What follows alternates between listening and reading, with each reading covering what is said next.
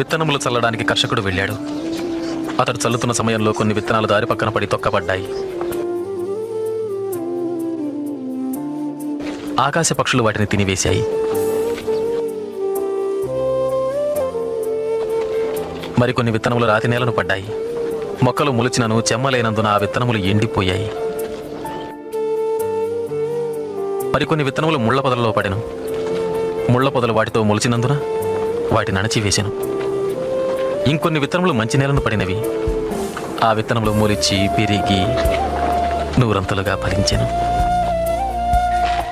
విత్తనము దేవుని వాక్యం.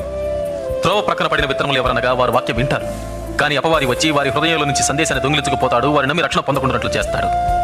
రాతి నేలను పడిన విత్తనములు ఎవరంటే వారు వింటారు, సందేశాన్ని అంగీకరిస్తారు కూడా, కానీ వీరు లేనందున కొంతకాలం మాత్రమే నమ్ముతారు.